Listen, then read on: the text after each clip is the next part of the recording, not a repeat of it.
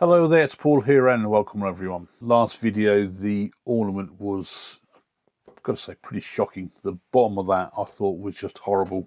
But the whole point of the video was to give you ideas of really scraps around the shed of things that you can still do and make with them. This week I was scrolling through Instagram and Richard Findley came up. A lot of you probably already know him, and he sets usually a Christmas challenge every year of usually doing things primarily with the skew, but obviously if you don't use the skew, it's not an issue. His Christmas challenge this year was to make a tree ornament of a snowman. The idea is it's a fairly long, thin piece of wood. So you do your snowman with a hat, head and a body and a big sort of like finial type icicle part at the bottom which takes up most of the room. He used a piece of maple because it's obviously nice and light wood for being a snowman. Just had a hunt around on my shelf and I just come across a piece of ash which I've got on the lathe now. Yeah, so measurement wise it's about 25mm by 30mm, so I need to get that trued up first of all. At the moment I've just got this between centres and I'm not sure whether I'm going to put a tenon on it to put into my chuck or not. I might well just see how I can get on between centres. Now, Richard is a production turner, a bit like Steve Jones, so therefore you expect the skill level to be well above anything that most of us are ever going to do. And again, like Steve, just makes things look so quick and easy. So I'm actually going to use my skew for this anyway, just to get it trued up to start with. And I may well then move over to my smaller skew to deal with hopefully what will be the smaller items. Again, proportion wise this might change slightly because to start with my wood is slightly narrower than what Richard done, even though I've got a similar sort of length. So it would actually be nice if I could make this more dainty.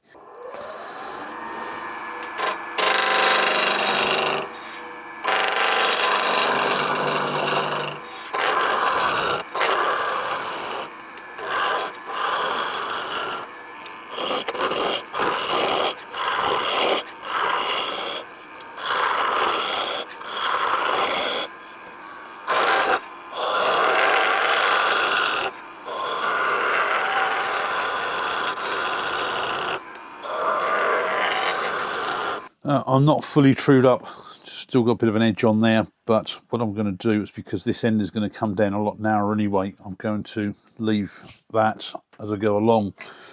Now the strange thing is as well is that, I normally wouldn't work the way that Richard has done in his video as well, is that he started off with the bulk and the head, with the hat and the head and the body, basically the snowman at this end, and then going down to this end with the finial.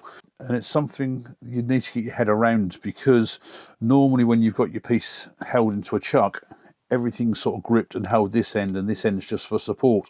So you tend to work this end first of all with all your fine thin stuff, say like a finial or the points, and then work your way back this end to the bigger part. So I'm just going to switch over to my smaller skew, just going to face this end off to start with, and start turning hopefully the hat and the head with the body.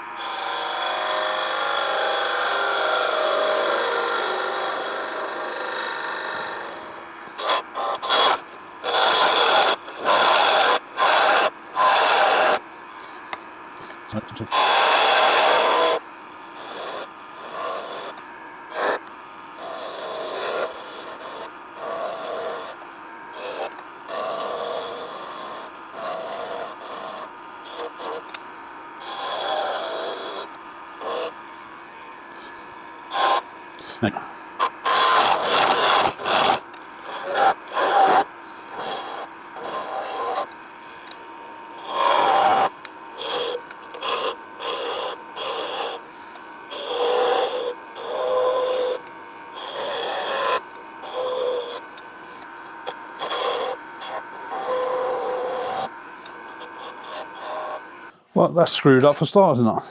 Look at the chunks out of that. I suppose this is lesson learnt straight away. trying to take the peel and cut out with something like ash is really not a good idea, because it will take out all these chunks. So what I think I'm going to do is part this off where the head is, and I can then hopefully recenter that up and then use this section.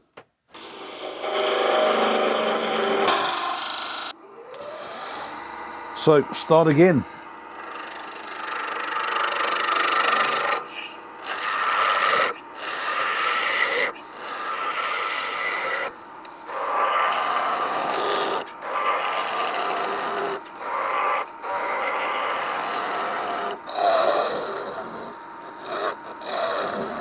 Rather than peel cut the top, going to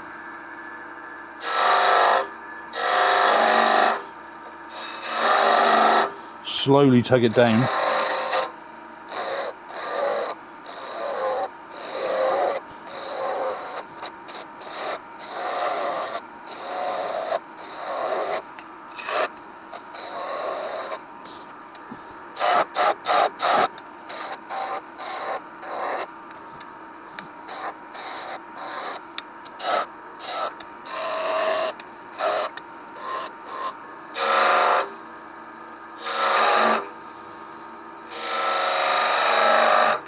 So head probably about there, just not too big to start with.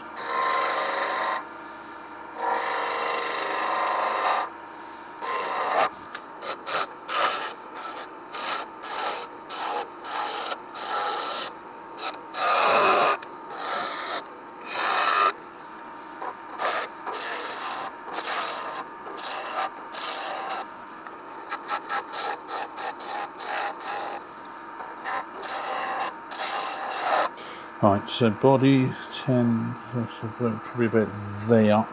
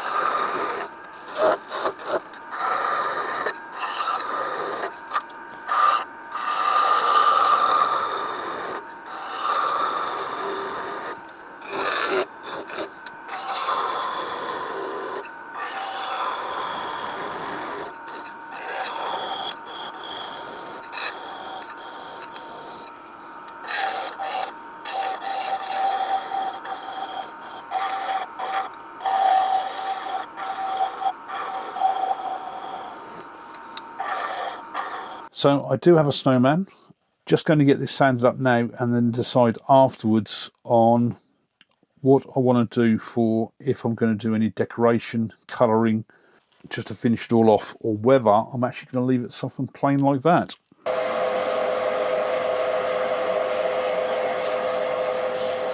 I've sanded this through the grits up to 400. What Richard did with his on his video was this band that's at the top here.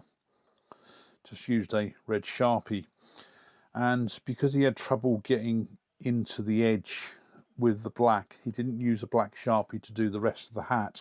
I'm going to attempt to use some permanent ink that I've got here to do the black.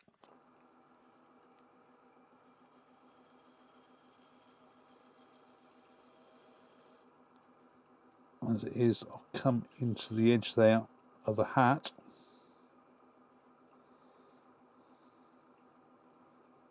So I'm going to start off with the easier bits in here, just so I can get used to how it goes on with the brush, even though I've got a very fine brush. So you can see I've got missed bits there, and it's going to be down to grain, so at least these I can paint in.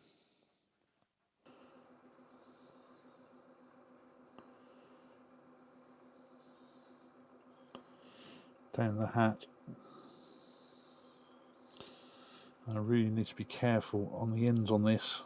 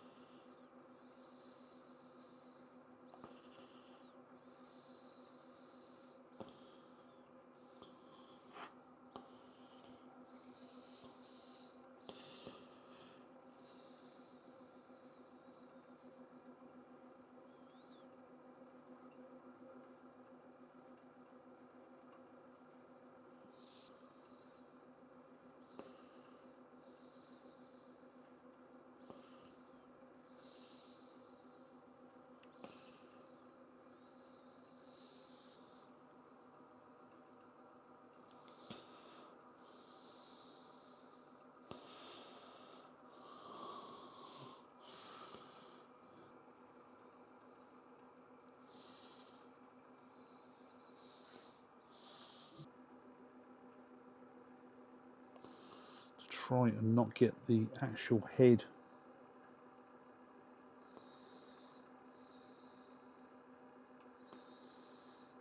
just deciding on where I want to put the sort of like the coal marks. I don't actually like this. I mean, this, I'm trying to go with the grain. You get these nice patches. It almost looks like a belly on the front there, but I don't like this side because these two lines here, it just makes it look like there's sort of like parts of chip out or something like that. So even though they could look like a couple of eyes, but I've decided to go on this side. Everything is nice and rounded, and I'm going to use, to start with, just a pencil to try and put marks where I want everything.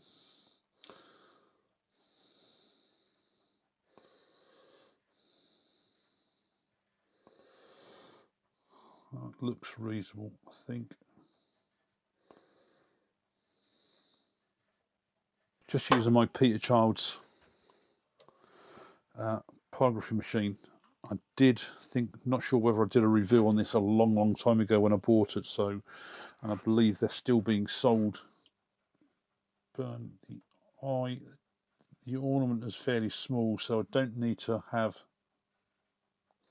big burn holes. So am I going to go for 4 or 5? Go for 4.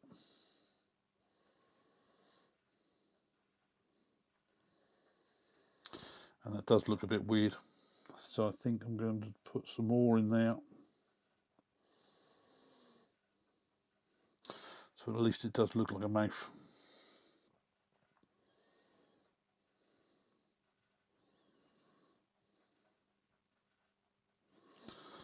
So I'm just going to use cellulose sand and sealer. Turn the leaves right down slow.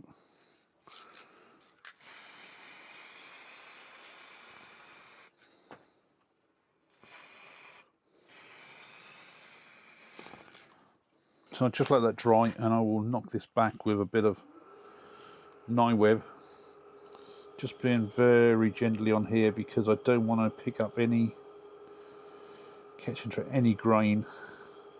And I'm only holding this very gently, so if it does catch on something, it's going to fly out of my hands rather than like that, rather than damage the ornament. So I'm just going to use my small skew to try and possibly round the end off a little bit.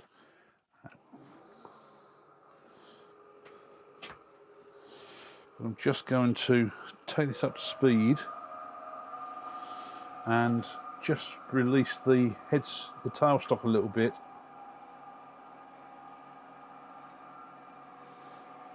Just so hopefully that when I go through, it doesn't break everything. So I'm just going to support this as well. So I can see there, I've got no drive now, so I just need to put it there.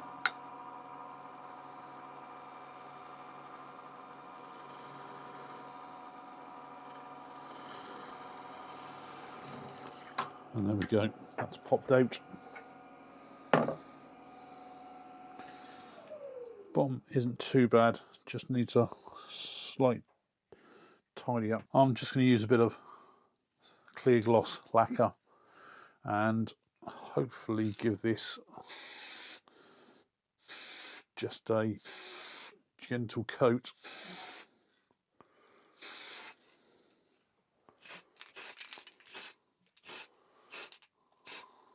Project finished.